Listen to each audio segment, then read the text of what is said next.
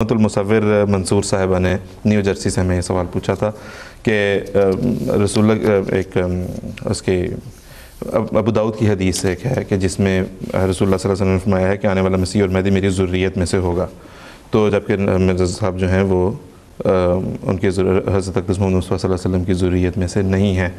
آخری لمحہ ہے ہمارے پاس اس کا مختصر سا جواب۔ اس بارے میں اتنا اختلاف ہے امام مہدی کے نسب کے بارے میں کہ کس ذریت میں سے ہوگا، کس خاندان میں سے ہوگا، اور مختلف روایات ملتی ہیں۔ اتنا اختلاف ہے کہ کسی بات کو حجت ٹھہرایا ہی نہیں جا سکتا۔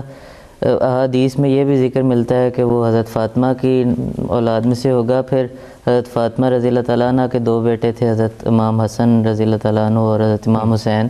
ایک روایت میں یہ ذکر ملتا ہے حضرت امام حسن کی اولاد میں سے ہوگا، ایک میں یہ ذکر ملتا ہے حضرت امام حسین کی اولاد میں ہوگا۔ کنز العمال کی ایک حدیث میں یہ بھی ذکر ملتا ہے کہ حضرت عباس کی اولاد میں سے ہوگا۔ حضرت عمر رضی اللہ تعالیٰ عنہ کے بارے میں بھی ذکر ملتا ہے کہ حضرت عمر رضی اللہ تعالیٰ عنہ کی اولاد میں سے ہوگا۔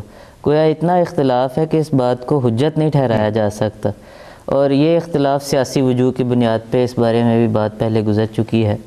ہمیں اصولی طور پہ صرف یہی بات یاد رکھنی چاہیے جو کہ صحیح بخاری کی حدیث میں مذکور ہے کہ امامکم منکم، کہ تمہارا امام تمہاری ہی امت میں سے ہوگا، وہ باہر سے نہیں آئے گا۔ تاہم یہ بھی ایک دلچسپ امر ہے کہ حضرت مسیح موعود علیہ السلام نے خود اس بات کو بیان فرمایا ہے کہ حضرت مسیح السلام کی بعض دادیاں سادات خاندان میں سے بھی تھیں۔ اس لحاظ سے آپ علیہ السلام کے بارے میں بھی ہمیں یہ یاد رکھنا چاہیے کہ اصولی طور پر آپ فارسی الاصل تھے، تاہم آپ کے بابرکت وجود میں فاطمی خون بھی موجود تھا۔ اس لحاظ سے یہ پیشگوئی بھی پوری ہو چکی ہے۔ یہ بھی اس لحاظ سے بھی کیونکہ حضرت حضور صلی اللہ علیہ وسلم کا سلسلہ بھی تو حضرت فاطمہ سے چل رہا ہے۔ جی بالکل ایسا ہی ہے، رضی اللہ تعالیٰ عنہ سے۔